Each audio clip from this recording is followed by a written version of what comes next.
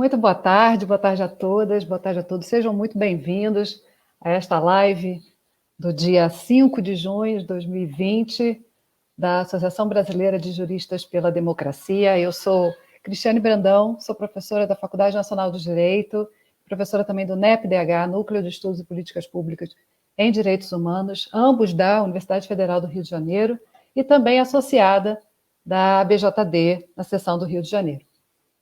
E o tema do encontro de hoje espelha uma das maiores, mais recorrentes preocupações que nós temos aí nesse contexto de Covid-19, especialmente, né, com essas particularidades que vivemos hoje nesse governo fascista, genocida, né, e também com as particularidades do Sudeste, da cidade do Rio de Janeiro. Então, pandemia no Rio de Janeiro, saúde, economia e direitos é o tema dessa live e trará, portanto, uma análise de conjuntura, né, a partir da perspectiva médica, econômica e jurídica. E o objetivo é debatermos aí essa possibilidade de avanço do coronavírus e, em contrapartida, né, as medidas que estão sendo implementadas para a flexibilização do isolamento social, né? Então, a gente quer discutir isso e saber o ponto de vista dos nossos debatedores, que serão devidamente apresentados. Mas, antes de apresentá-los, eu queria parabenizar a ABJD pelos 2 anos de existência, né, 2 anos de atuação em prol da democracia e de resistência fascista. E nesses 2 anos, algumas ações muito relevantes e importantes, inclusive em nível internacional, né, como foi a ação recente de denúncia contra o presidente Jair Bolsonaro no Tribunal Penal Internacional por crime contra a humanidade. Também a ação recente no estado de Minas Gerais e na cidade de Curitiba, que trouxe uma notificação para esses governos, então, estadual e municipal, para apresentar as justificativas científicas, né, que justificassem, então, essa flexibilização do isolamento social. Ontem, inclusive, né, a ABJD protocolou em São Paulo uma ação civil pública também para para que o Estado de São Paulo se abstenha, né, de promover ações e iniciativas no sentido dessa flexibilização do isolamento e da abertura ou reabertura do comércio, né? Então, parabéns, ABJD, vida longa a essa associação, da qual eu tenho muito orgulho de fazer parte. E convido, então, vocês que estão aí conosco a se associar, a fazer parte dessa comunidade de juristas, uma comunidade tão ativa, tão presente, né, desde do golpe de 2016, né, trabalhando em prol das garantias constitucionais, pelo princípio da presunção de inocência, desde lá, né, até as ações mais recentes, incluindo aí a campanha Moro Mente, né, que teve uma repercussão nacional forte. E também estimulo vocês a interagirem aqui conosco, mandando as suas perguntas, os seus comentários. Podem enviar aqui nos comentários da transmissão pelo Facebook da ABJD. Né? E agora sim, apresentar os nossos debatedores. Luiz Cláudio Martins Teixeira, que é pós-graduado em Gestão e Políticas Públicas, presidente da Comissão de Direitos Humanos da OAB de Nova Iguaçu, integrante da ABJD e do MAT, Movimento da Advocacia Trabalhista Independente, e também do FEJUM, Frente de Juristas Negras e Negros do Rio de Janeiro. Também está aqui conosco Marcelo Mitterhoff, que é economista do BNDES e membro da ABED, Associação Brasileira de Economistas pela Democracia. Também Lúcia Souto, médica sanitarista da Fundação Oswaldo Cruz e presidente do SEBS, Centro Brasileiro de Estudos e Saúde. Então, vamos começar com o Luiz Cláudio. Luiz Cláudio, eu sei que você está trabalhando no Observatório ABJD do Covid-19 e queria pedir, então, para você fazer uma explanação dos objetivos, da ideia da formação desse observatório e das ações que estão sendo implementadas aí pelo governo estadual. Boa tarde, professora Cristiane Brandão. Boa tarde, doutora Lúcia Souto. Boa tarde, Marcelo Mitterhoff. Boa tarde a todas e todos que nos assistem. Parabenizo a coordenação da ABJD Núcleo Rio de Janeiro pela realização deste debate. Agradeço a oportunidade de fazer parte de uma bancada tão qualificada. A ABJD, sensibilizada com a crise sanitária que o país passou a viver com a pandemia causada pelo Covid e com o agravamento da crise política, econômica, social e ideológica, devido à negação da ciência e do conhecimento pela Presidência da República, decidiu pela criação de um observatório para acompanhar as medidas oficiais de prevenção e combate ao Covid-19. Como funciona isso?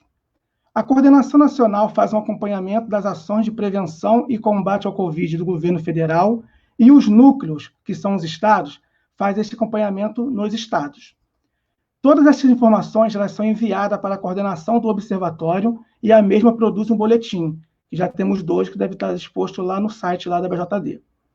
No Rio de Janeiro, eu e a doutora Valéria Pinheiro, que fomos incumbidos de realizar esta tarefa. A primeira coisa que identificamos quando começamos a colher as informações foram as subnotificações, ou seja, os números reais eram bem diferentes, os números reais eram bem diferentes dos números oficiais. Foi identificado também um lapso temporal dos dados oficiais das prefeituras e do governo do estado. Mas nós trabalhamos com os dados oficiais do governo de estado. Então, nós começamos a colher estes dados no final do mês de março, entendeu? Então, eu separei em 4 fases, no final do mês de março até ontem, 4 de junho de 2020, os dados que nós colhemos para realizar estas exposições. Agora, foi 4 fases. Vou começar agora pela primeira fase. A primeira fase foi o período de 30/3 a 11/4 de 2020. O governo decretou isolamento social, o governo criou uma página na internet com informações sobre o vírus, com um painel, com gráficos demonstrando o avanço da doença, com o número de suspeitos, com o número de internados e com o número de óbitos. Neste período, o Rio chegou a ser considerado o estado mais transparente do Sudeste e o terceiro do Brasil. Paralelamente a isso, a imprensa começou a divulgar formas de prevenir a infecção das pessoas serem infectadas e pedia para as pessoas ficarem em casa. Mas quando foi chegando próximo ao meado do mês de abril, a imprensa divulgou a proibição do envio dos corpos com morte suspeita de coronavírus para o IML, e pesquisadores da PUC estimou que apenas 12% dos casos de Covid eram identificados. Aí passamos para a segunda fase. A segunda fase foi um período de 12/4 de 2020 a 2/5 de 2020, fase que começou as denúncias. As ações do governo foram: para achatar a curva, a Secretaria de Estado da Saúde do Rio de Janeiro se torna parceira de uma campanha global. O Rio decretou estado de calamidade pública. Foi inaugurado o hospital de campanha, o primeiro hospital de campanha, no Leblon. O número de óbitos em investigação deixou de ficar exposto no painel coronavírus, aquele que tinha acesso, onde o Rio ganhou destaque lá de ser o estado mais transparente do Sudeste. Paralelamente a isso, a imprensa começou a divulgar um aumento de número de óbitos, as ações da Defensoria Pública e do Ministério Público pedindo desbloqueio de leitos, os profissionais da saúde denunciando a negligência com o sistema de saúde e as péssimas condições de trabalho dos profissionais, faltando EPI e insumos para trabalhar. Dados de cartório revelando que aumentou o número de óbitos em 2.500% de síndrome respiratória aguda. Foi quando começou a ser denunciado morte de profissionais da saúde, presidiários e policiais. Presidiário não interno, né, pessoal? Falei que presidiário, mas as pessoas estavam presas. 6 dos 7 hospitais públicos estavam cheios e 80% dos leitos dos hospitais particulares estavam todos ocupados. Neste período, teve um aumento de 40% do número de enterro em relação a abril do ano passado. Foi quando os hospitais começaram a receber container. Aí passamos para a terceira fase.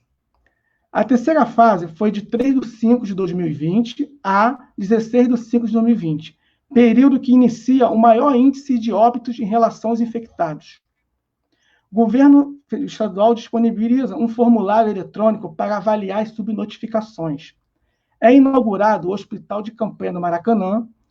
Estudos revelam a eficiência do isolamento, ou seja, se não tivesse isolado, seria muito maior o número de infectados e o número de óbitos, consequentemente. E a Alerj torna-se obrigatório o fornecimento de EPIs aos trabalhadores de serviços essenciais. Ou seja, que as empresas deveriam fornecer esses equipamentos de proteção individual para os seus funcionários. Paralelamente a isto, a imprensa continuava as denúncias de falta de EPIs, de testes, falta de remédio para a sedação, falta de equipamento de segurança, a Defensoria Pública ingressando com ação para investigar as denúncias, especialistas da saúde, Fiocruz, a UFRJ recomendando lockdown no estado do Rio de Janeiro, o Ministério Público sugerindo um maior isolamento, mais de 1.000 pessoas esperando leito. A Defensoria Pública, nesse período, já tinha ingressado com mais de 100 ações pedindo leitos, de pessoas necessitando de um leito para poder se internar. O número de internações por síndrome respiratória aguda estava 20 vezes maior do que a média. As denúncias de colapsos, houve várias denúncias de que ia colapsar a saúde no estado do Rio de Janeiro, os hospitais particulares com 90% dos leitos ocupados, o aumento de 54% no número de enterros em relação ao ano passado, mortes de motoristas por Covid, motoristas de ônibus, motoristas pessoas que trabalham com aplicativo, enfim, vários motoristas morrendo, mais de um ônibus. Uma pessoa ficou presa por 24 horas dentro de uma viatura, pois estava com suspeita de Covid e ninguém quis aceitar essa pessoa, nenhuma delegacia, nenhum presídio, então ficou preso dentro de uma viatura mais de 24 horas. O hospital da Fiocruz começou a receber pacientes. A Fiocruz montou um hospital para poder receber pacientes também com Covid. E denúncias que muitos profissionais de saúde estavam sem preparo para poder trabalhar nessa pandemia com pessoas contaminadas com Covid, estavam sem equipamento de segurança e muitos começaram a denúncias também de pessoas que não estavam recebendo, estavam sem salário, que trabalham nessas OSs. Aí agora vamos chegar na quarta fase. A quarta fase é o período de 17 de 5 de 2020 a 4 de 6 de 2020, ou seja, até ontem, nós fechamos esse relatório ontem. Período que começa com um índice alto de óbitos em relação aos números infectados e logo começa a ter uma pequena queda. O governo cria comitê para fiscalizar os hospitais, né, de investigar denúncia. O governo apresenta novos protocolos, mas logo depois fala que não serve mais. O governo se reúne com o secretariado para poder reabrir a economia, o governador e o secretário poder reabrir a economia, mas prorrogou as medidas restritivas até 5 de junho. A Alerj também começou a ter algumas ações, rejeitou o projeto que autorizava o lockdown ao governo, com o intuito de que o STF já tinha autorizado que o governo poderia decretar lockdown sem auxílio da Alerj, garantiu um auxílio emergencial às populações vulneráveis, obrigou a transparência na divulgação dos boletins médicos, aprovou a redução de mensalidades de escolas particulares e autorizou a intervenção do governo nos hospitais privados. Paralelamente a isto, continuou na imprensa as denúncias de hospitais cheios, falta de informações, os pacientes não tinham informação nenhuma de como estavam seus entes queridos internados, atraso nos hospitais de campanha, que dos 8 que foram estudados, só tem 3, 9 só tem 3, que é 2 do estado, que é o Maracanã, o Leblon, e um do governo do município do Rio, que é do Parque dos Atletas. Teve também uma denúncia que tinha morrido 48 pessoas internos dentro do presídio, o maior número em 6 anos. Denunciaram também, a Defensoria Pública fez um levantamento apontando que tinha 929 leitos ociosos em 23 hospitais no Rio. O Ministério Público Federal apontou que tinha 770 leitos vazios por falta de médicos nos hospitais federais. E a UFRJ, mais uma vez, recomendando um lockdown. Também, nesse período, o Rio atingiu 100% dos municípios do Rio de Janeiro, do estado do Rio de Janeiro, tinham pessoas infectadas, ou seja, o vírus já está em todos os municípios do Rio de Janeiro. Os hospitais privados, nesse mesmo período, começou também uma queda. Os hospitais privados começou a ter queda de ocupação de pessoas infectadas por Covid. O governo mantém o isolamento, mas anuncia a flexibilização nos próximos dias, que foi essa semana. Infectologistas alertam que não é o momento de flexibilizar, é o momento de fechar mais. Mesmo com decisão judicial, tem várias pessoas sem leito, sem UTI. Ou seja, a Defensoria Pública entrou com uma ação, foi deferida, mas essa pessoa não conseguiu seu leito e continua sem leito para poder se internar. A Fiocruz recomendou um relatório ao Ministério Público recomendando o lockdown. Ao mesmo tempo que uma médica diz que quarentena é um momento de ensinar criança a agir certo na volta às aulas, que foi uma denúncia, o Rio registra mais de 300 mortes por Covid 2 dias seguidos. E a Justiça dá prazo de 5 dias para o governo liberar leitos bloqueados, numa ação ingressada pela Defensoria Pública.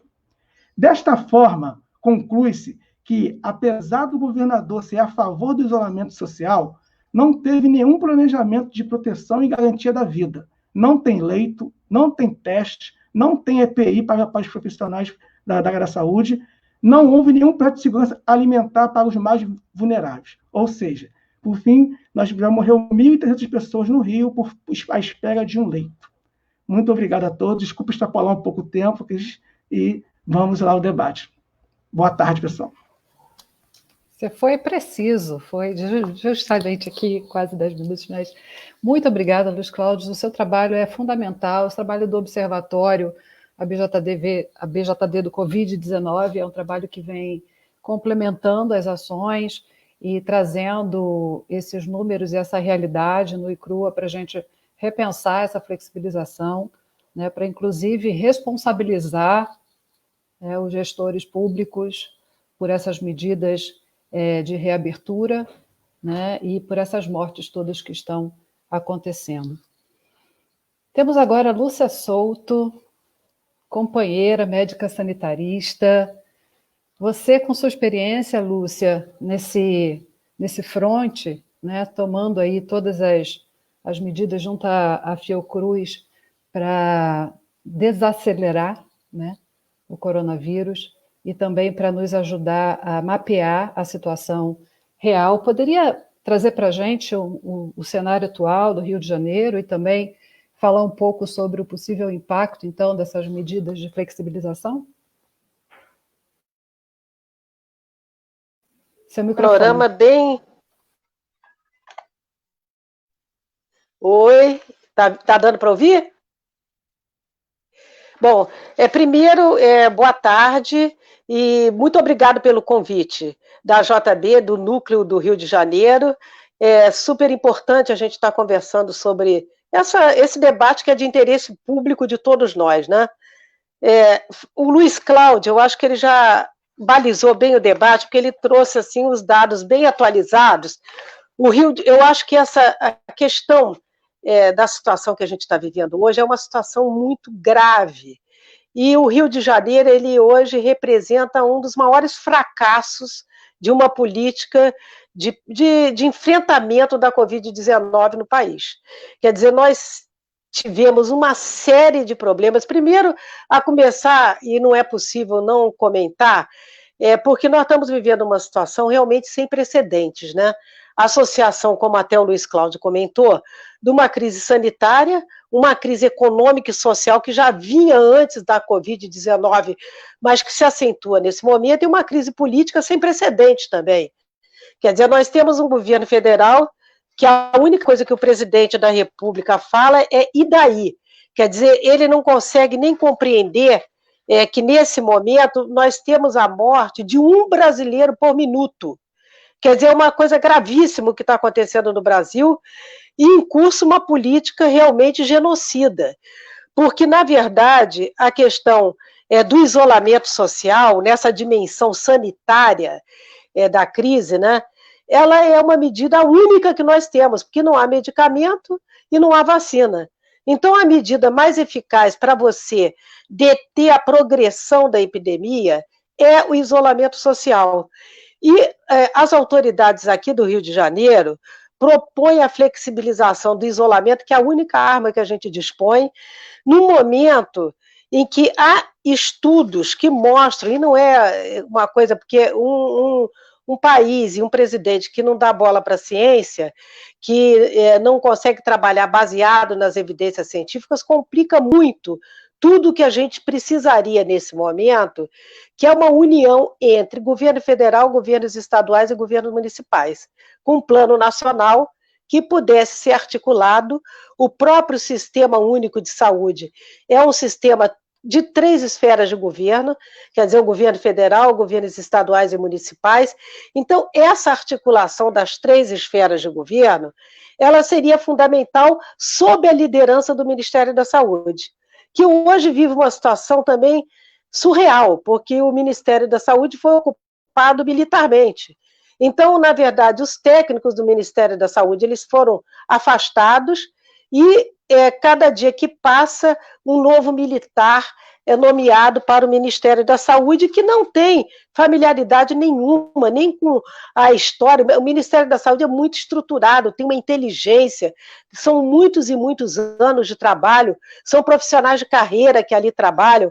Então, esse tipo de coisa tirou, e a partir da própria governo federal, a liderança indispensável e insubstituível do Ministério da Saúde.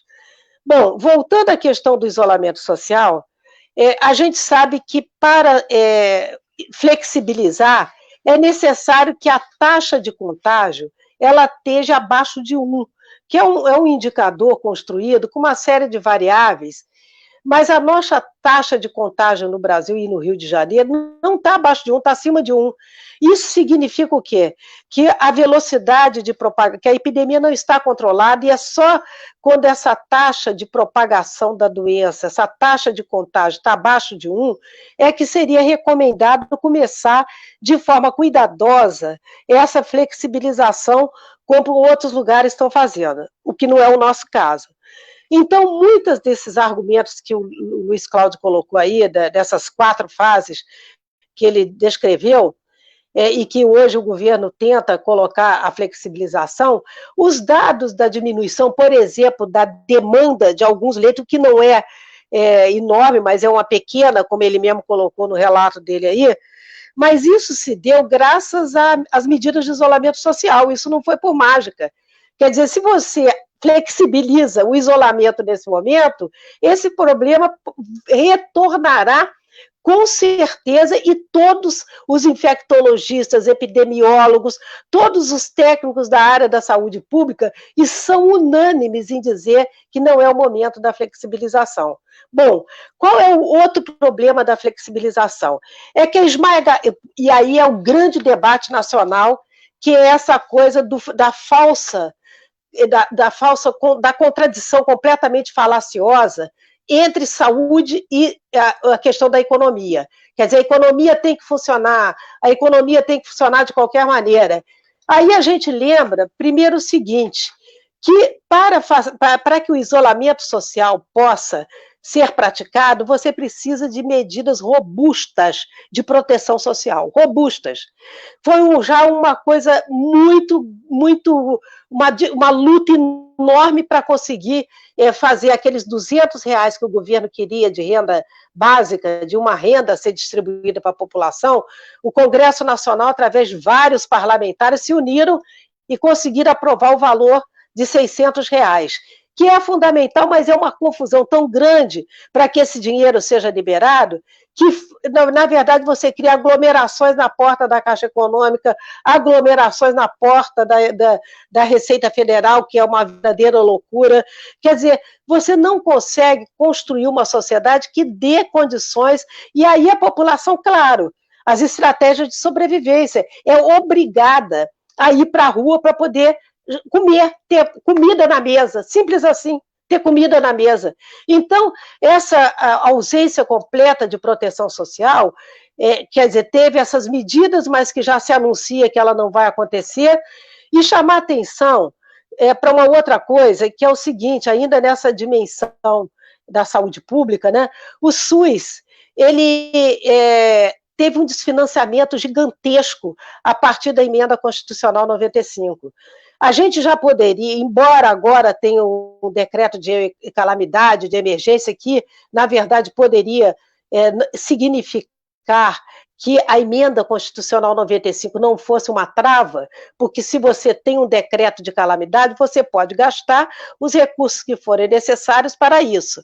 Agora, como nós temos um país totalmente desigual, uma desigualdade abissal, oriunda de uma matriz da escravidão, porque o Brasil continua sendo um país escravocrata, quer dizer, você vê que para os bancos eles deram mais de R$1 trilhão em meio segundo. Agora, para distribuir uma ínfima renda para a população, parece que é uma verdadeira novela. O Paulo Guedes quase desmaia quando vê falar dessa ínfima distribuição de renda.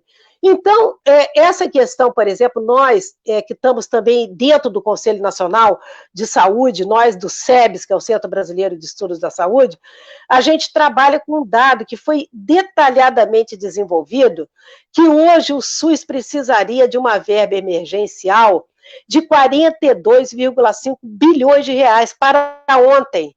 E lembrando que desde 2018, fruto da EC 95, o SUS deixou de receber 22,5 bilhões de reais. E isso significa, e aí é bem claro aqui no caso do Rio de Janeiro, um sucateamento, um desfinanciamento, e numa hora em que você precisaria, por exemplo, essa verdadeira infâmia dos hospitais de campanha, que é dinheiro para cá, para lá, que não, um roubo mesmo, para falar o português bem claro, e você tem hospitais federais no Rio de Janeiro que poderiam ter sido ativados e ficariam um legado para a população.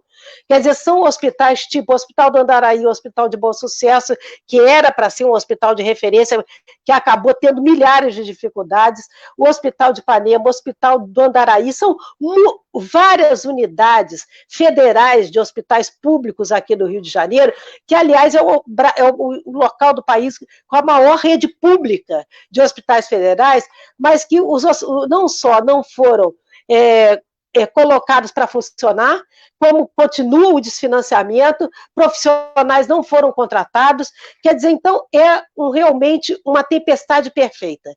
Você não consegue organizar, entendeu? O sistema não consegue proporcionar à população as condições necessárias para que ela pratique o isolamento social, empurra a população para uma situação de risco enorme, e, na verdade, se a gente imaginar, espero que o nosso companheiro aí, economista do BNDES, trabalhe um pouco mais esses dados, mas o Brasil, ele poderia perfeitamente estar emitindo moeda nesse momento. É a melhor maneira de enfrentar essa pandemia nesse momento, é também dar recursos. Por exemplo, a área da saúde, nós há muito tempo trabalhamos com a ideia de que ela deveria ser um eixo estratégico de desenvolvimento, porque não só emprega muita gente num momento de desemprego generalizado, como também ela pode ser um importante complexo industrial da saúde. O que significa isso? Por exemplo, fabricação de medicamentos, algo que a Fiocruz já faz hoje, mas poderia ser multiplicado em muitas vezes se a gente pudesse estar desenvolvendo essa soberania e segurança sanitária. Por exemplo, o Brasil não precisaria estar mendigando respiradores nesse momento. Poderia facilmente reconverter a indústria para que fabrique aquilo que é necessário para cada momento. Essa pandemia que a gente está vivendo agora, ela veio para ficar algum tempo. E a gente sabe que a questão da saúde, ela está convivendo com ameaças cada vez mais presentes e permanentes, e que exigem sistemas públicos potentes, revigorados. Quer dizer, essa situação do Rio de Janeiro é grave, é muito grave, e é muito importante a gente estar debatendo isso para realmente poder ver saídas. E nessa linha das saídas, eu gostaria de trazer aqui algumas experiências, né? Por exemplo, a gente tem uma experiência de Niterói, que está fazendo um trabalho muito importante, que trabalha 3 eixos. A questão da saúde, eles ampliaram a oferta de leitos, ampliaram a rede básica também para funcionar tudo como um território, uma rede integrada, que a gente chama TEIAS, Territórios Integrados de Atenção à Saúde, que tem atenção básica, que poderia, no caso do Rio, ter um papel importante, mas várias equipes de saúde da família foram desmontadas pelo Crivella no Rio de Janeiro, então essas equipes de saúde da família estão funcionando precariamente. Ao mesmo tempo, lá, qual é a experiência? Fortalecer essa parte da atenção básica e que você possa estar já de cara tendo uma vigilância em saúde ativa. Essa vigilância em saúde ativa identificaria os casos com testes e com diagnósticos. E isso faria com que esses comunicantes pudessem estar fazendo uma quarentena mesmo nas comunidades precárias. Lá eles estão botando em hotéis, organizar escolas, organizar uma série de equipamentos públicos para assegurar essa quarentena e esse isolamento social daquelas comunidades. E isso está funcionando muito bem. No eixo da proteção social, eles estão fazendo medidas complementares a essa renda básica. Então, além da renda de R$600, eles identificaram um grupo populacional mais vulnerável, onde está sendo dado R$500 para essa população. E também um outro eixo que é fundamental, que é o da comunicação. Quer dizer, não é possível você ter isso que o Luiz Cláudio falou, dos dados que tinha um painel, o painel desapareceu, você não tem uma comunicação clara, a subnotificação é uma coisa evidente, então você não consegue, para enfrentar essa pandemia, tem que ter uma democracia muito transparente, dizer o que é que está acontecendo, porque a população ela tem a sua responsabilidade, ela é diretamente interessada, e a gente está vendo em todas as pesquisas que a população ela tem 80%, 70%, em alguns lugares mais de 60%, mas é numa faixa 60%, 80% de adesão ao isolamento social. Agora, é importante que se criem as condições materiais para que isso aconteça.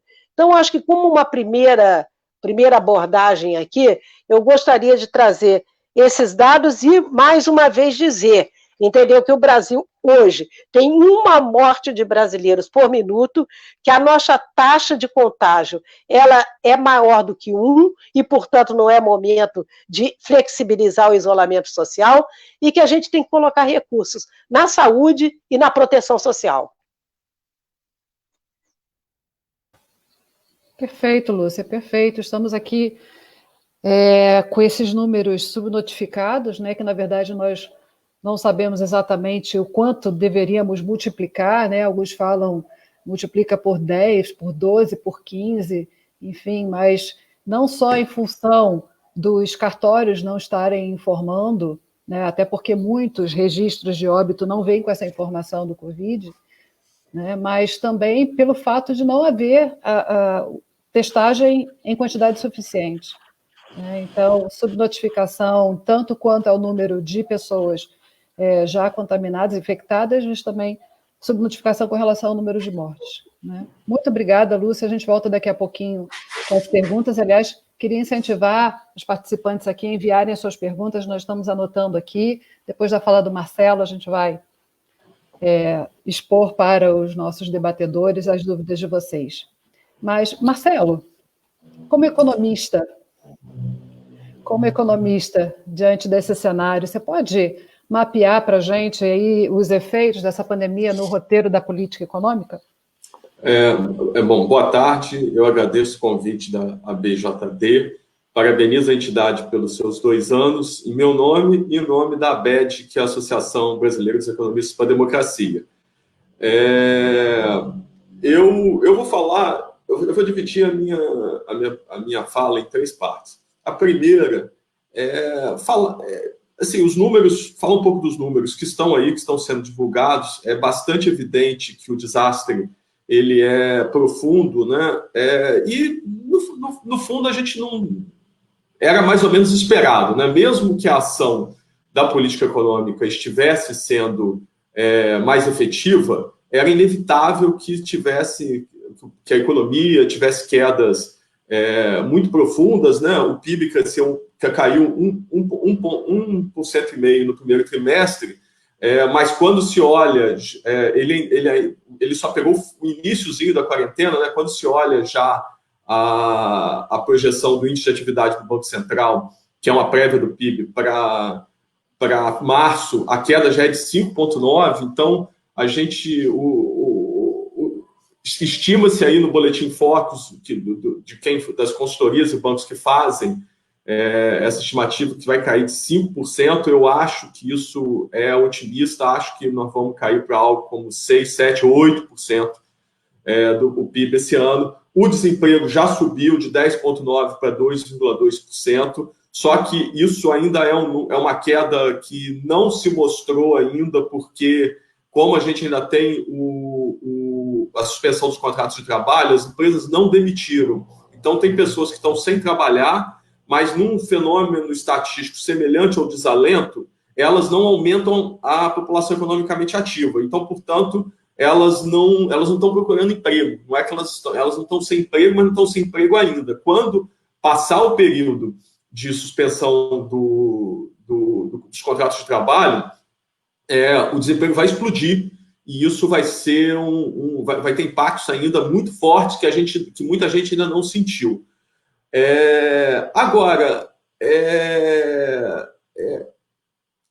apesar disso ser, assim, os efeitos disso são terríveis e estão se abatendo sobre uma grande parcela da população, evidentemente sobre os mais pobres, mas também sobre muita gente que estava na nova classe média, na classe média antiga e mesmo entre os ricos.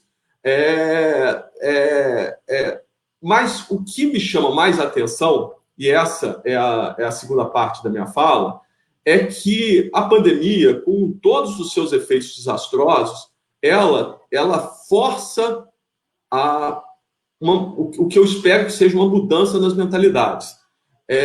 Ela mostra que, primeiro, que um sistema de seguridade é muito relevante, porque qualquer um está passível de enfrentar um período em que ele não pode trabalhar, não é por falta de esforço, não é por falta de capacitação, não é nada relativo àquilo que hoje em dia se fala como meritocracia, né? Mas sim porque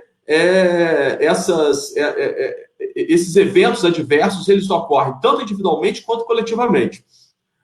Além disso, não é só o sistema de seguridade que está se mostrando relevante. A própria relação, a própria ideia do que é o bem comum está muito mais destacado, que o bem comum ele não só inclui a gente mesmo, como ele é uma parte relevante do nosso bem-estar, do bem-estar de cada um. Então, quando a gente olha para conter o contágio é preciso tomar medidas de isolamento e, portanto, cada um tem que estar preocupado com o outro, a gente está vendo de maneira destacada em relação da pandemia uma coisa que existe sempre. A pandemia ela está apenas colocando mais luz em cima disso, mas existe sempre. Quando a gente fala, por exemplo, sobre violência, que os mais ricos são quem mais teme, quem mais reclama da violência, com razão, embora sejam os mais pobres, os que mais sofrem com ela, a gente também tem que parar para olhar para a questão da violência como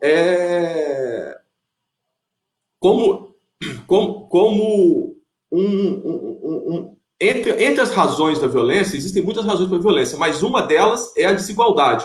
Portanto, quando a gente, como sociedade, atua para reduzir a desigualdade, a gente está contribuindo para o bem-estar de todo mundo e para o nosso bem-estar também.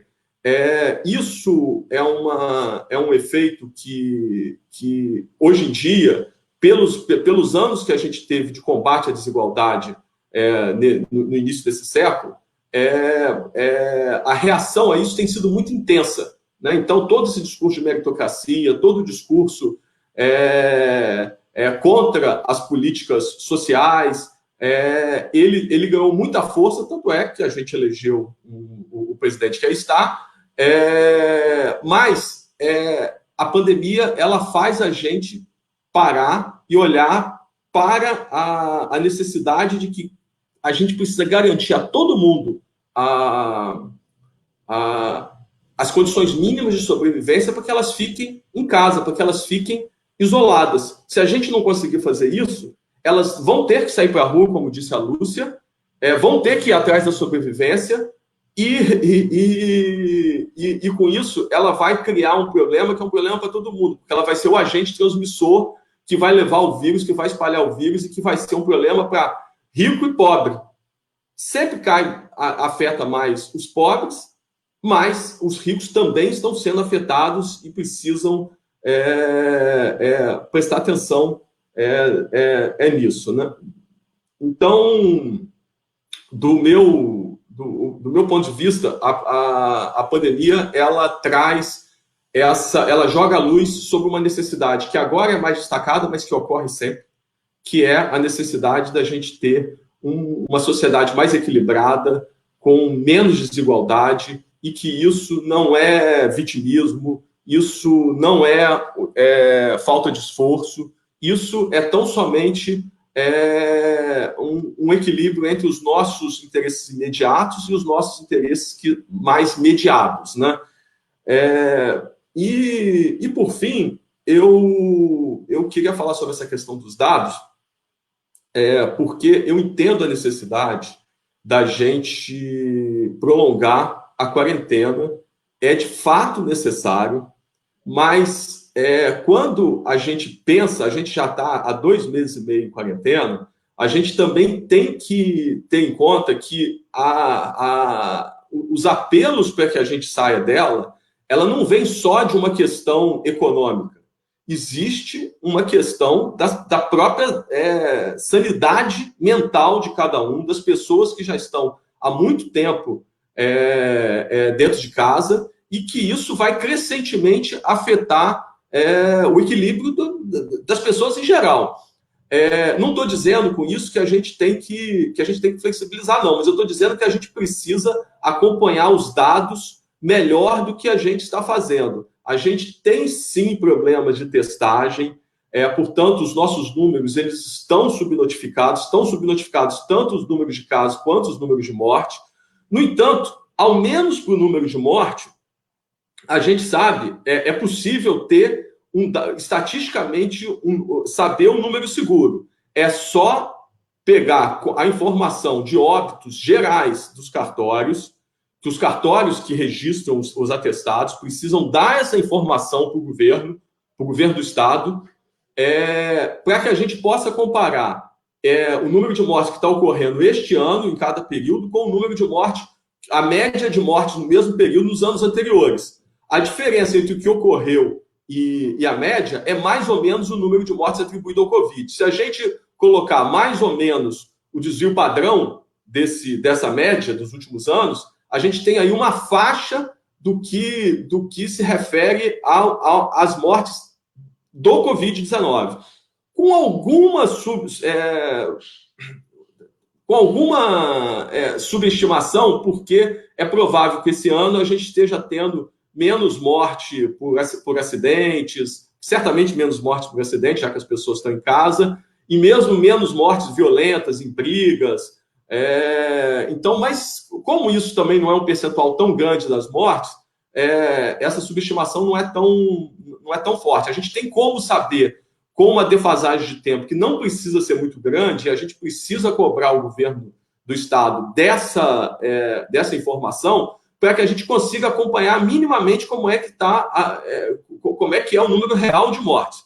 A outra coisa que a gente precisa é ter diariamente as informações sobre a ocupação das UTIs na rede pública e na rede privada. Se possível, por hospital, para que a gente possa saber como é que está na Zona Sul, como é que está na Zona Norte, como é que está na Zona Oeste, como é que está na Baixada, como é que está na rede privada, porque as informações que eu tenho visto é que na rede privada está diminuindo, mas a gente não sabe como está ocorrendo na rede pública, porque essa foi uma doença que entrou pelas camadas mais ricas, entrou por quem viajava ao exterior, mas ela vai se espalhar por todas as camadas. Então, às vezes, pode estar havendo uma diminuição nas camadas mais ricas, mas não está ocorrendo nas camadas mais pobres. Então, é preciso ter pelo menos essas duas informações para que a gente consiga avaliar em que momento a gente pode conceder alguns graus de flexibilização, em nome mesmo da saúde mental de todos nós. É isso, gente. Obrigado. Marcelo, muito obrigada. Fundamental a sua observação, os seus comentários. Nós temos aqui algumas perguntas e postagens de pessoas também queridas, de companheiros e companheiras da ABJD, Rogério Dutra, Marcelo Nogueira, Tânia, Maria, Alanes, muito obrigada pela participação. Cláudio Damião, de Nova Friburgo, obrigada por estarem aqui acompanhando e colocarem suas perguntas. E gostaria de ler aqui duas perguntas que estão intimamente relacionadas, na verdade uma outra que também a Fernanda Graça Mello, da ABJD do Rio, já havia exposto para mim, porque ela não tem Facebook, mas ela pediu para que eu colocasse para vocês, é como podemos conciliar as manifestações de rua sem contribuir para o aumento da disseminação do vírus, né? Essa é uma questão. Talvez o Luiz Cláudio também possa ajudar nessa exposição e especificamente com relação à abertura do comércio, né, o Marcelo Cruz, desculpa, quem que pergunta? Rogério, estamos diante da ampliação da tragédia com a abertura do comércio, como vocês entendem se é possível combater o desvario de nossos governantes? Rogério Dutra. E na complementação, a Juliana Romero pergunta, na verdade, como explicar à população o relaxamento da quarentena no momento da ascensão da curva de contágio e morte. Será que é possível, na verdade, explicar à população esse relaxamento? Tenho essas 3 questões, então, depois a gente volta aqui para as demais. Quem começa? Quem quer começar? Luiz? Lúcia? Eu posso começar. Eu acho assim que tem várias questões. O Marcelo, né? Ele colocou uma questão importante, quando é que, em nome da saúde mental, que aliás está relacionada com as outras questões também feitas, como a gente programar essa flexibilização até não só a questão da dimensão econômica, mas a dimensão da sanidade mental de cada um de nós. Eu acho que essa questão é super importante que o Marcelo traz. Agora, isso é exatamente o problema que nós estamos tendo. Porque como nós temos um governo totalmente... Ele ignora, ele acha que não tem pandemia.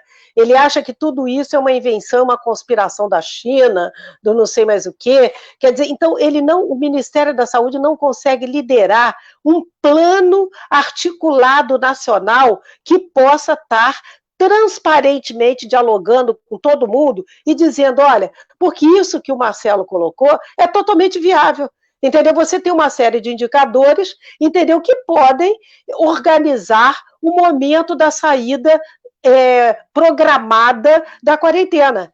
Por exemplo, Niterói está fazendo. Tem, inclusive, zonas. A cidade tem a zona laranja, a zona vermelha, quer dizer, tem um conjunto de indicadores que estão sendo usados, que vão desde a ocupação de leitos, a taxa da propagação, a taxa de contágio da pandemia, o número de óbitos, o número de contaminados. Quer dizer, tem uma série de indicadores que você trabalha com eles e pode dizer, por territórios até, pode ser bem assim, sutil, bem sensível essa organização. Agora, o que não pode é quando você, primeiro, não dialoga com a população.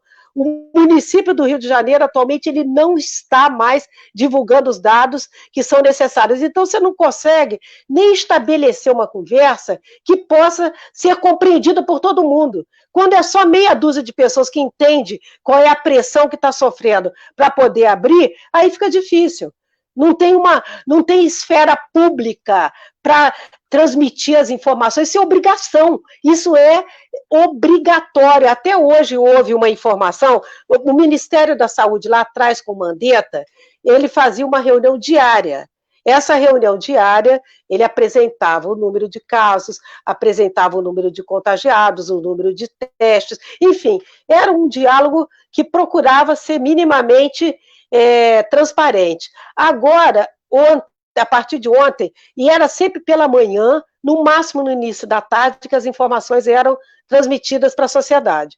Ontem, as informações do Ministério foram publicadas 22 horas, a ponto de um ministro do STF, que eu acho até que foi o Gilmar Mendes, dizer que essas informações são obrigatoriamente, têm que ser divulgadas, porque a sociedade não pode ficar sem proteção, sem saber o que é que está acontecendo. A sensação que está que você está numa nau desgovernada, entendeu? E que todo mundo fica num mar revolto, sem saber aonde é que a gente está caminhando. Então, isso realmente é um nó, é um grande nó. É possível?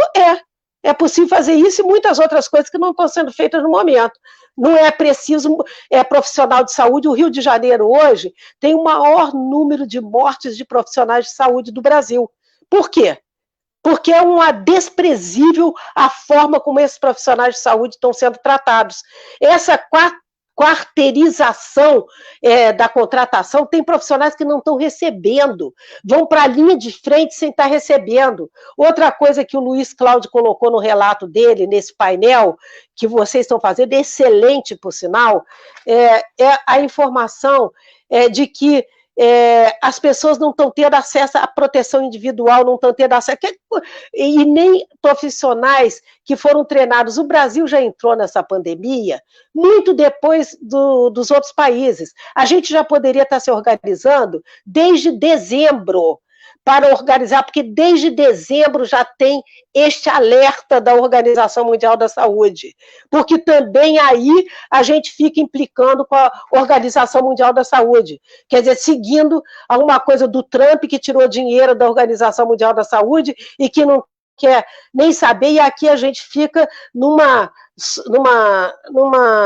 subalternidade inacreditável com relação... E é uma briga sem eira nem beira, porque em vez de estar todo mundo somando na mesma direção e que teríamos resultados excepcionais, porque a gente tem, com toda a precariedade, nós temos uma vantagem comparativa nesse enfrentamento, que é a existência do SUS. O SUS é um diferencial no Brasil, mesmo sucateado, mesmo desfinanciado. Se não tivéssemos o SUS, nós estaríamos numa situação muito, muito, muito pior, entendeu? Então, ele poderia ter recebido recursos, você poderia estar treinando profissionais para os cuidados intensivos, porque é verdade, tem muita gente que não está no dia a dia dos cuidados intensivos, e essa doença, quando precisa de um leito de UTI, é um leito de UTI que precisa de uma experiência, mas esses profissionais poderiam ter sido capacitados em dezembro, janeiro, fevereiro, para quando a gente estivesse aqui, já está, mas poderia até estar capacitando agora. Quer dizer, então, é muita negligência. Além disso, dessa não preparo, você vê, por exemplo, esse drama dos respiradores. Por que o governo federal não pode obrigar uma empresa ou estimular, ou propor, ou fazer qualquer coisa para fazer a reconversão da indústria, ficar mendigando essa coisa a nível internacional? Quer dizer, é um despreparo gigantesco. Já se sabia, por exemplo, esses leitos de UTI, eles têm uma longa duração de permanência das pessoas lá, de 21 dias até 21 dias ou mais, dependendo do caso e da gravidade. Quer dizer, todo esse preparo que teria que contar com a liderança do Ministério da Saúde, nós estamos fazendo tudo apesar do Ministério da Saúde do governo federal. Por exemplo, os governadores, no caso de vários, tem algumas regiões mais organizadas, como é o caso do consórcio Nordeste, que organizou um plano, tem um aplicativo, tem não sei mais o quê, vão à busca dos casos, como aqui eu citei um exemplo, mas tem outras cidades que estão se virando para poder fazer para ter nas mãos o quadro real da epidemia. Hoje a gente não tem nas mãos o quadro real da epidemia. E, portanto, a flexibilização, como disse uma das pessoas que perguntou, no momento de ascensão da curva, ela é um problema, porque se a gente diminuiu, Marcelo, a demanda na rede privada, diminuiu graças ao isolamento. Essa diminuição, ela não é assim, não, foi graças ao isolamento, isso é uma coisa que demonstra como ele já teve um efeito prático, concreto. Quer dizer, então, e há como planejar essa saída da flexibilização de uma maneira organizada, como algumas cidades estão fazendo, juntando indicadores. Então, essa coisa eu queria colocar. Com relação a quem pergunta das manifestações, o cuidado para não ser um momento propagador da pandemia, é uma questão política, social, que a gente muitas vezes nem terá controle, eu acho. Porque, por exemplo, se a gente está acompanhando essa explosão que houve nos Estados Unidos com relação à questão racial, gravíssima, entendeu? Porque a imagem daquele George sendo asfixiado, que é até uma metáfora, no nosso caso, incrível, né? Precisamos respirar, eu quero respirar, não estou respirando. Como também essa doença tem um problema de respiração grave, né? E nesse momento tem coisas que saem até da nossa capacidade de dizer, não é bom a aglomeração, nenhum tipo de aglomeração. Agora, houveram algumas aglomerações no mundo, nesse instante, agora que nós estamos vivendo, inclusive nos Estados Unidos, onde está sendo até tentando se respeitar o isolamento social. Agora, não cabe a nós, entendeu? Porque isso aí, às vezes, é uma coisa que foge à alçada, mas é um momento de manter o isolamento social. Eu acho que esse é o momento de manter, do ponto de vista da propagação da pandemia, da Covid-19, é um momento de isolamento social. Agora, como a gente se vira via esse tipo de debates, só para falar, nós estamos organizando várias entidades nacionais, OAB, ABI, CNBB, a Sociedade Brasileira para o Progresso da Ciência e as entidades da saúde coletiva, queria até convidar todo mundo aqui, uma grande marcha em defesa da vida, que vai ser agora dia 9 de junho, uma marcha virtual, que a gente está querendo agregar 10 milhões de pessoas, exatamente em defesa da vida, porque está muito ameaçada no Brasil hoje. Então, é um momento da gente também estar criando essa unidade nossa, porque há necessidade da gente se insurgir da maneira como a gente pode, porque essas coisas não são naturais, a gente não pode naturalizar esse tamanho de genocídio que está acontecendo no nosso país hoje. Isso não é naturalizável, e nós temos que nos colocar de todas as maneiras com relação a isso. Afirmar que é importante manter o isolamento social, afirmar que tem dinheiro para colocar na saúde pública, afirmar que tem dinheiro para botar na proteção social, na seguridade social, nesse momento do país. Não é possível as pessoas ficarem sem auxílio-desemprego, num momento de desemprego generalizado. Por que para bilionário sempre tem dinheiro? É o país de meia dúzia de bilionários e 99% estão fora desse projeto de desenvolvimento? Essas pessoas têm o direito de estar incluídas, têm direito à vida, têm direito à proteção social, não é favor, não é mendigância, não é esmola, não. Isso é um direito de cidadania. E o país precisava estar se organizando para isso, e, infelizmente, a gente tem que remar contra esta maré. Mas vamos remar. Eu acho que nós estamos remando. Esse diálogo aqui é uma maneira da gente remar contra a maré e abrir aí uma brecha para realmente a gente proteger vidas e salvar vidas. É disso que se trata. A gente precisa proteger. Uma morte por minuto no Brasil é muita coisa. É um escândalo. Isso é um escárnio, entendeu? E não precisava, porque essas mortes são evitáveis. Poderiam ter sido evitadas. E é isso que a gente precisa fazer. Quer dizer, tem esse conceito das mortes evitáveis. Não é preciso estar nessa montoeira de mortes, como disse o relato do Luiz Cláudio, entendeu? Que mostra um aumento do número de óbitos por síndrome respiratória aguda, registrada, que é muito maior do que o mesmo período do ano anterior, o aumento do número de enterros, entendeu? Que é outro relato. Quer dizer, vamos ficar nessa situação assim, achando que é isso natural? Não é. Então, acho que a gente realmente está numa discussão muito séria no Brasil nesse momento. É aflitivo, porque as ameaças à democracia são também contundentes e também intoleráveis, porque não há nem. Nós temos um lema no Centro Brasileiro de Saúde, do Centro Brasileiro de Estudo da Saúde, e do movimento que criou, o movimento da reforma sanitária, que criou a saúde como direito na Constituição brasileira, de 88, saúde, direito de cidadania, dever do Estado. A gente tinha um lema naquela época, na saída da ditadura militar: saúde é democracia. Não há vida, não há saúde sem democracia.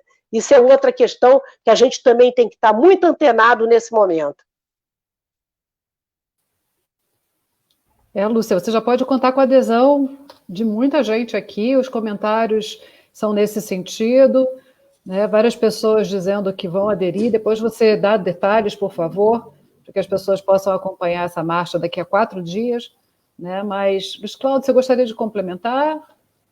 É difícil, né, começar a falar depois de uma bela exposição assim, da doutora Lúcia Souto.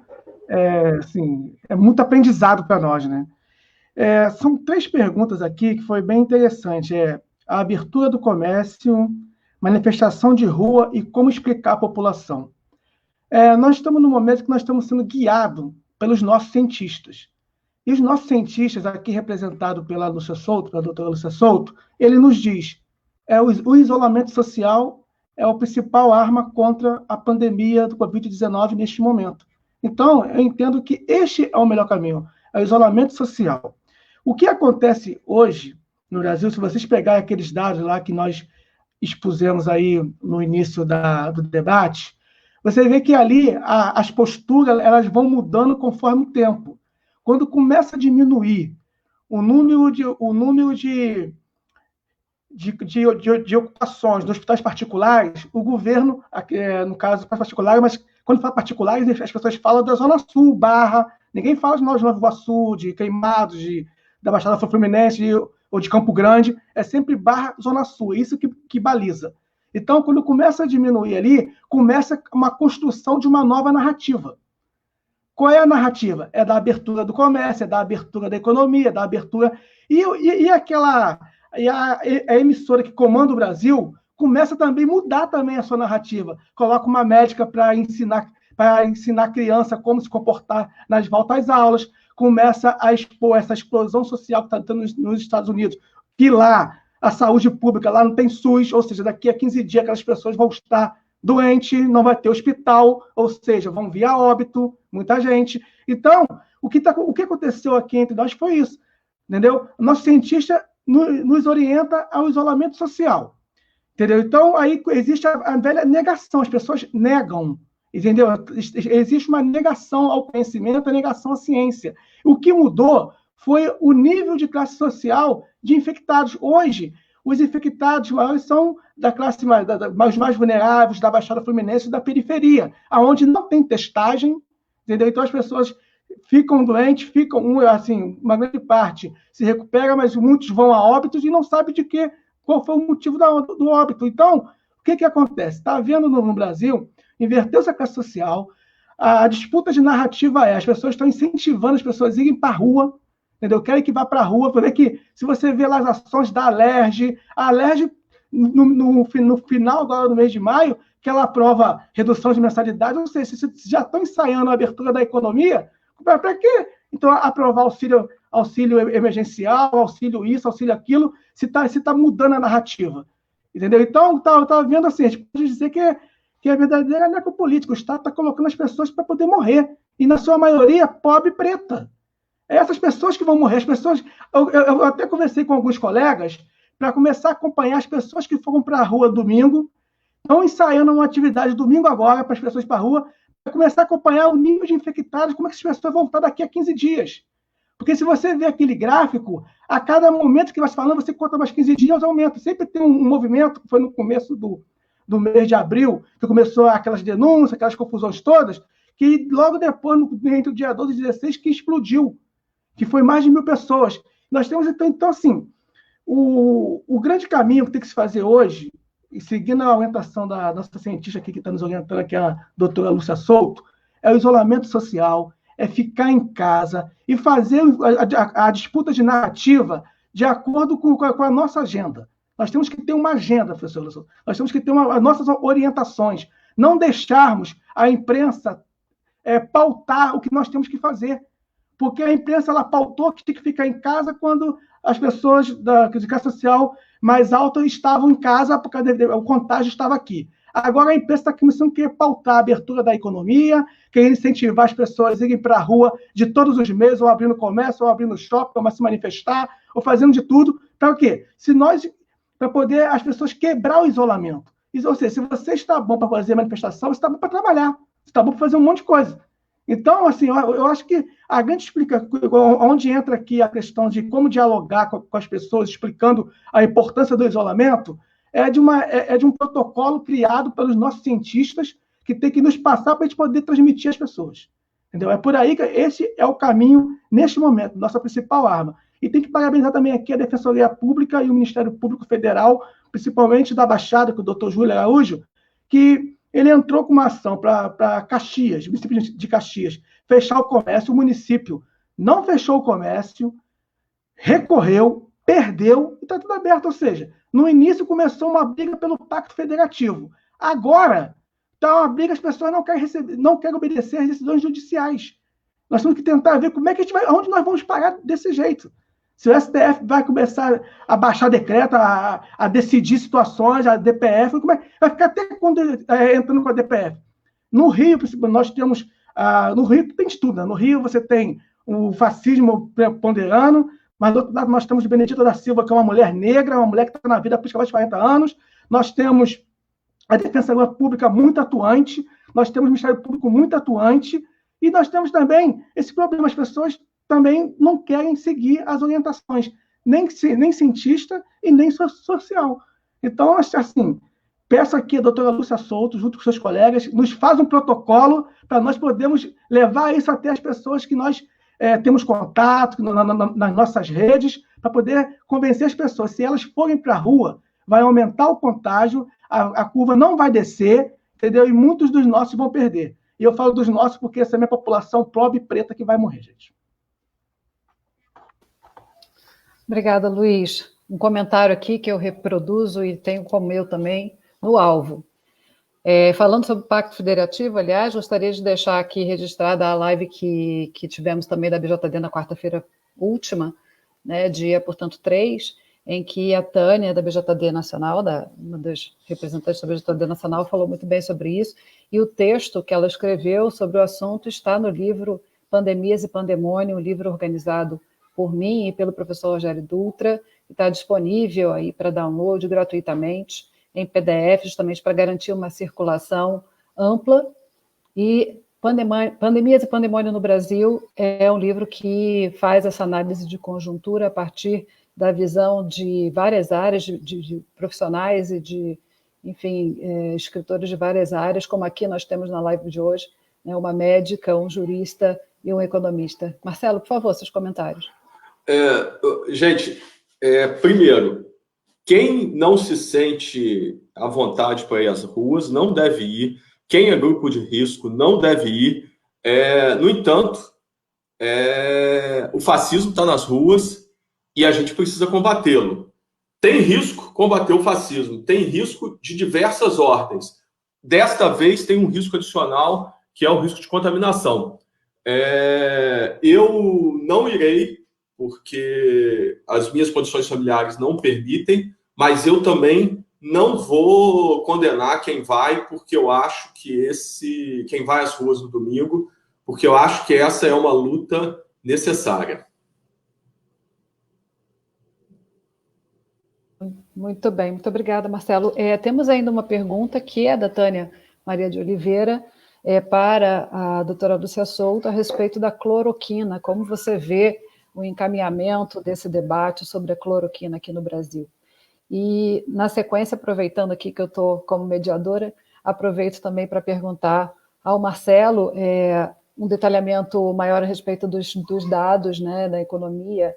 Você falou do PIB e tal, se você tem como aprofundar um pouquinho mais sobre isso, atenção para o nosso horário, que a gente já está com 1h10 praticamente, e para o Luiz Cláudio, eu gostaria de saber se já estão publicizando, né, nos dados oficiais as categorias de raça, etnia, classe e gênero, né, como foi inclusive uma demanda do movimento negro junto à Justiça Federal para que houvesse essa divulgação pormenorizada dos dados. Obrigada.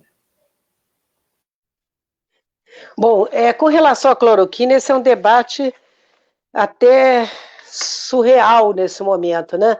Porque há muitas informações, a própria Fiocruz está participando de um estudo internacional para avaliação de uso de alguns medicamentos. A cloroquina não tem sido comprovada como nenhuma eficácia no caso do tratamento da Covid-19. Então, isso no momento, o que mostram as evidências científicas. Então, essa questão, que, na verdade, ela começa também com Trump nos Estados Unidos, que há muitas informações lá de que ele tem até interesse comercial direto nessa coisa da cloroquina, né?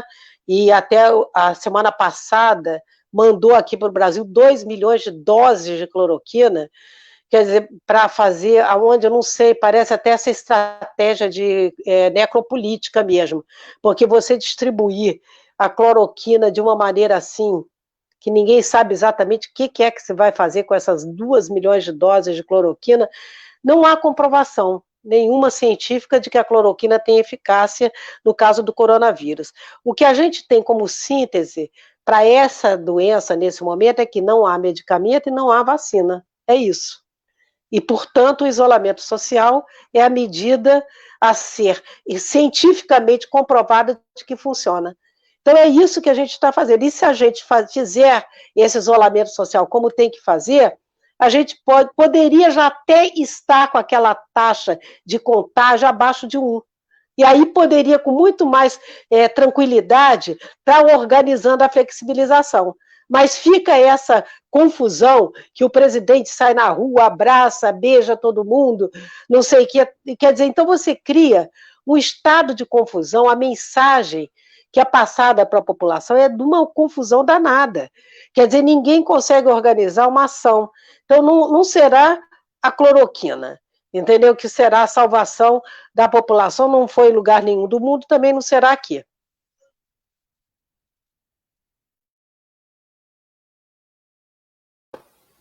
Marcelo, com a palavra. Bom, eu acho que eu passei meio batido, né, pelos dados da minha primeira exposição, então agradeço ter feito a pergunta, professora. O desemprego no primeiro trimestre, ele subiu 1,3 pontos percentuais, saiu de 2,9 para 12,2, que é uma alta significativa para qualquer padrão, para qualquer época, mas foi uma alta ainda pequena para o que nos espera, porque, apesar de toda a resistência ideológica que a atual equipe econômica tem às medidas de política fiscal e de crédito monetária para enfrentar a crise, a situação é tão grave que, de alguma forma, essas medidas, com toda a dificuldade, com todo... anuncia e depois demora a assinar, diz que vai ser uma coisa, depois é menos, está tendo uma série de problemas, mas, de alguma forma, elas estão acontecendo. Então, a suspensão do contrato de trabalho, usando o seguro-desemprego para cobrir parte dos salários, ela está sendo efetiva. Isso fez com que muitas pessoas que estão sem trabalho não estejam sendo considerados como desempregados, porque eles não fazem parte da população economicamente ativa. Se essa prorrogação não for estendida do prazo original, é muito provável que as empresas, quer dizer, certamente as empresas vão demitir boa parte dessas pessoas. Não todo mundo, mas muitas delas. Então, o desemprego ele vai aumentar muito nos próximos meses. O PIB caiu 1,5 ponto no primeiro trimestre, mas ele só pegou 15 dias de quarentena, né? Quando se olha para o índice de atividade do Banco Central, que é o BRC, que é uma prévia, não muito colada, mas é usada como uma prévia do PIB, para março, a queda foi de 5,9%, ou seja, esses números de queda do PIB vão ser muito maiores. Mais alarmante ainda foi a queda da produção industrial, que foi 18,8% em abril. Em março já tinha caído 9%, então março e abril teve uma queda de 26,1% em relação a fevereiro. A queda de abril desse ano em relação a abril de 2019, que aí tira a sazonalidade, foi de 27,2%. Essas quedas são as maiores desde que se tem a série, que nessa forma de calcular, ela é calculada desde 2002. Então, mas ainda assim, é por isso que eu acho que esse episódio ele é terrível, mas ele é pedagógico. A gente viu uma equipe econômica muito mal em relação às medidas de crédito, o que vai ser um problemão, porque, por exemplo, capital de giro, o capital o empréstimo a 3,75%, que era a Selic na época, ao ano, né? Para pagar a folha salarial, que seria um adicional em relação à suspensão do contrato de trabalho, ele tinha a previsão de sair 40 bilhões que o Banco Central tinha disponibilizado, e saiu só 2 bilhões, porque são regras tão estapafúrdias. Então, assim, eu recebi uma reclamação, tem uma empresa que é um grupo de cinema que não pôde acessar esse crédito porque ela teve receita no passado de mais do que 10 milhões de reais ao ano. Só que ela diz o seguinte: bom, mas esse ano eu não vou ter 10 milhões, porque eles estão fechados durante muito tempo. Então, eles não conseguiram acessar. E é uma empresa que tem quase 100, mais de 70 funcionários. Então, agora parece que foi anunciado que vai haver uma correção, mas, assim, com toda a resistência, essa coisa do crédito está indo muito mal. As transferências para os estados, que houve o acordo e depois isso foi vetado. Então, é perceptível a resistência e que eles não querem fazer. No entanto, estão sendo obrigados, porque senão a gente ia ter um país desabando ainda mais. Então, a suspensão do contrato de trabalho e auxílio emergencial, esse de R$600, que era para ser 200 e acabou sendo 600, a oposição queria 1.000, que 1/3 das famílias ricas pediram. Então, olha todo aquele discurso de que eu sempre paguei impostos e eu nunca tive nada do Estado, evidentemente isso é uma mentira. Todo mundo, mesmo que quem é rico, tem sim do Estado, tem quando sofre um acidente no SUS, tem insegurança, tem limpeza pública, tem uma série de serviços que usam, sim. Alguns serviços, infelizmente, alguns serviços públicos, os serviços são orientados só para as camadas mais pobres, em particular, educação básica e parte do serviço de saúde. Mas todo mundo tem acesso e se beneficia da ação pública e desse serviço. Só que, nesse caso, a gente está vendo 1/3 das famílias ricas, das famílias que mais de 10 salários mínimos, eu me lembro, tendo pedido auxílio de R$600, porque, de fato, é uma crise que se abateve generalizadamente. Eu espero que a gente aprenda com isso e espero que algumas resistências que a equipe econômica continua tendo sejam quebradas pela ação política no Congresso e até do maldito Centrão, que tem muitos problemas, no entanto, ele tem uma ligação muito mais forte com o fazer política do que o caráter pesadamente ideológico da equipe econômica. Então, vamos ver o que vai acontecer. Espero que algumas coisas que estão rodando passem a rodar. Teve uma coisa que eu não falei, mas eu preciso falar, que é o seguinte: eu sou economista do BNDES, mas eu estou falando aqui só em meu nome. Isso pode parecer meio idiota, mas para evitar problemas, estamos num período ruim. O que eu falo não necessariamente é a opinião do banco. Tá bom. Obrigada, Marcelo. Luiz Cláudio, então. Respondendo à pergunta da Cristiane, infelizmente nós não temos esses dados. Entendeu? O Rio, como eu comentei no início lá da nossa exposição, de que ele foi eleito no começo como o estado mais transparente do Sudeste. No final, agora na última semana nós estamos em maio, o Rio foi o terceiro pior estado em transparência, ou seja, saiu de primeiro para lá para trás, porque assim, não tem dados nenhum. Tudo que eu expus, que eu comentei, são de denúncias da imprensa. Entendeu? E agora, o que mais nos preocupa é isto, porque a imprensa agora está mudando a sua narrativa. Como semana passada, como esses dias estavam comentando aí sobre a questão da exclusão social nos Estados Unidos só com jornalistas brancos, aí na quarta-feira, devido às críticas, colocar os jornalistas negros, entendeu? Estão construindo aí uma narrativa para poder, como diz a doutora Souto, poder normalizar a situação, que não está nada normal. Entendeu? Quando a gente fala da população pobre preta que está morrendo, é porque quando começa os hospitais públicos da periferia a lotar, da Baixada Fluminense e de outros setores mais vulneráveis do Estado, é porque, né, dessa maneira, é um recorte de classe, em que sua maioria é preta.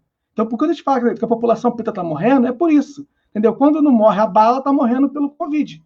Entendeu? Só para fazer registrar também, as operações policiais até a morte do menino João Pedro, estava tendo direto também. Teve 209, se não me engano, incursões policiais entre 15 de março e até a morte do João Pedro.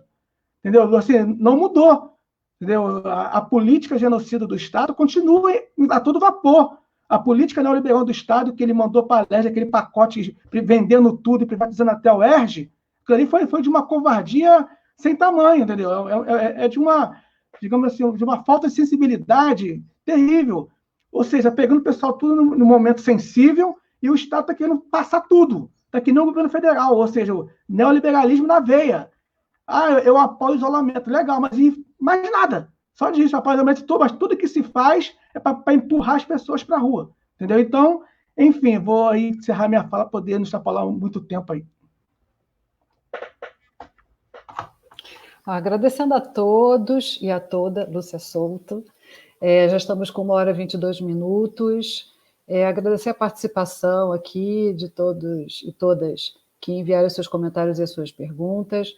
Dizer, mais uma vez, que a Associação Brasileira de Juristas pela Democracia, atuando aí há 2 anos no cenário nacional, inclusive internacional, com a denúncia contra o Bolsonaro, no Tribunal Penal Internacional por crimes contra a humanidade, vem demonstrando uma resistência antifascista e se colocando aí contra esse governo genocida, esse governo que o tempo inteiro tenta romper e rompe com a democracia, com o Pacto Federativo.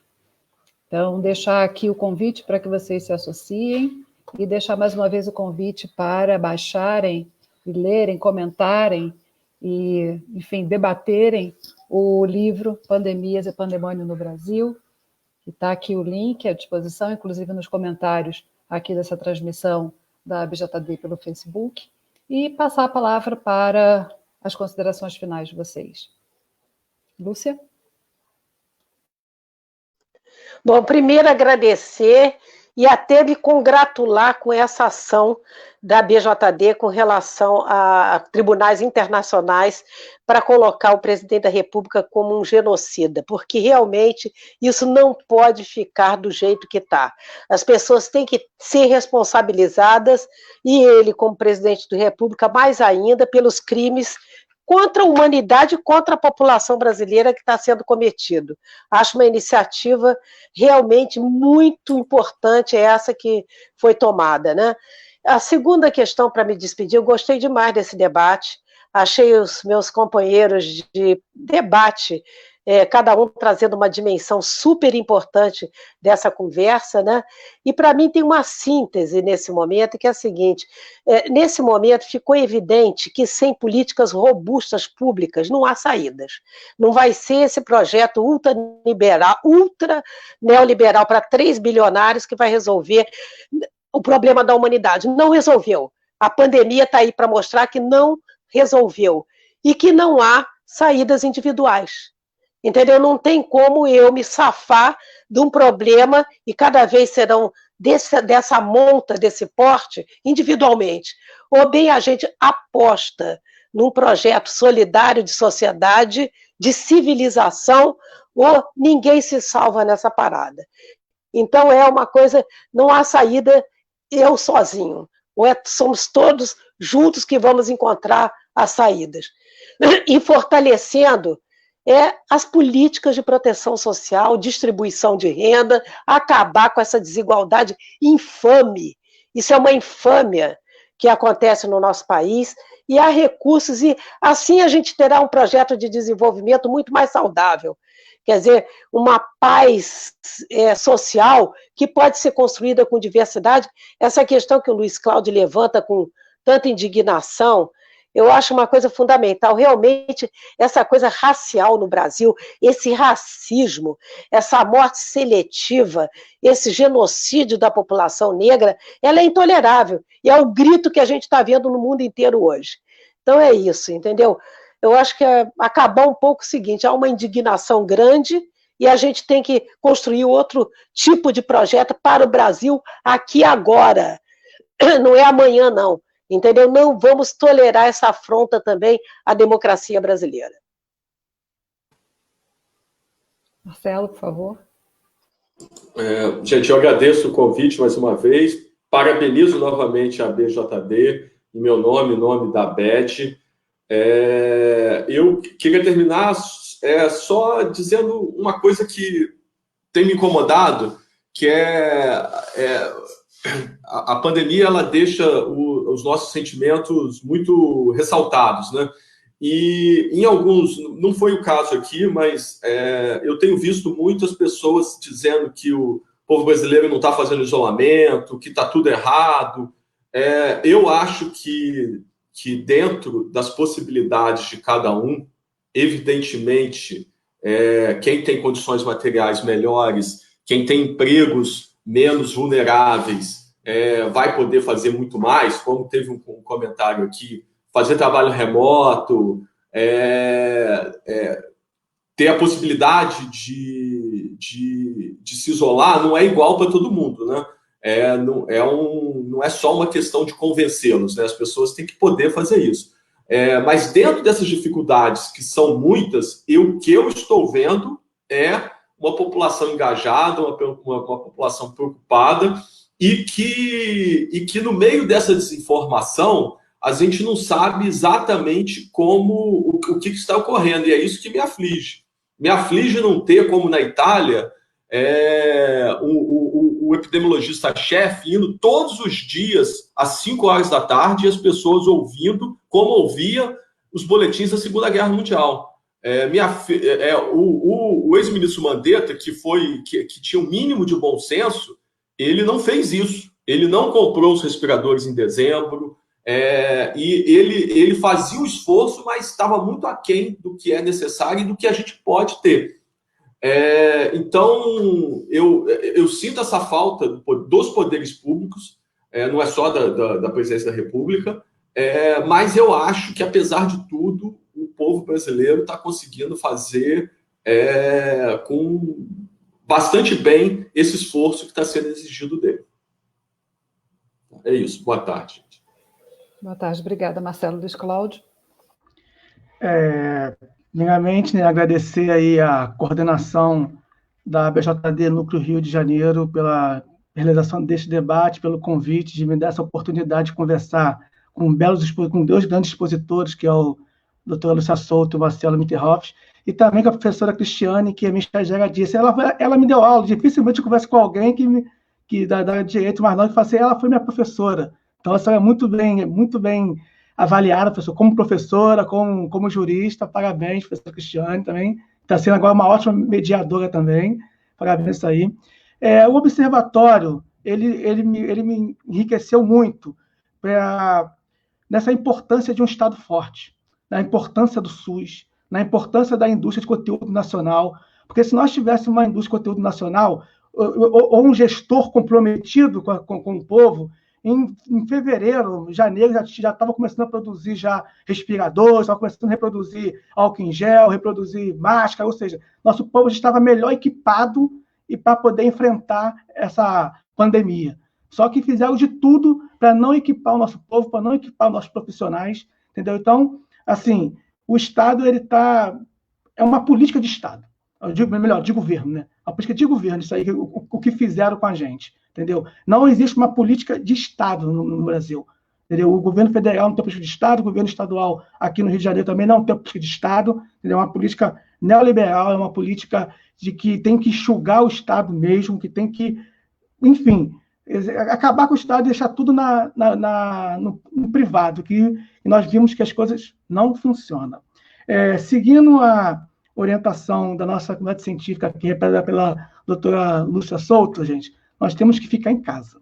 Vamos ficar em casa, isolamento social, vamos cobrar dos nossos governantes um programa de seguridade alimentar, um programa de assistência, enfim, vamos fazer o Estado funcionar para garantir as vidas das pessoas. A nossa pressão em cima disso. A BJD, ela trabalha nas garantias e direitos fundamentais, e esse direito que a BJD está defendendo nesse momento é o direito à vida. Todos nós temos direito à vida. E o Estado está empurrando as pessoas, principalmente as mais pobres, para ou ela se contaminar pelo Covid ou contaminar alguém. Ou seja, ou ela mata ou a pessoa morre. Essa é a política do governo hoje. E nós somos contrários a isso. Se nós defendemos a vida nesse momento, nossa principal tarefa é ficar em casa e cobrar do governo condições para isso. Muito obrigado, professor Cristiano. E todos da BJD, um abraço a quem nos assiste. Isso.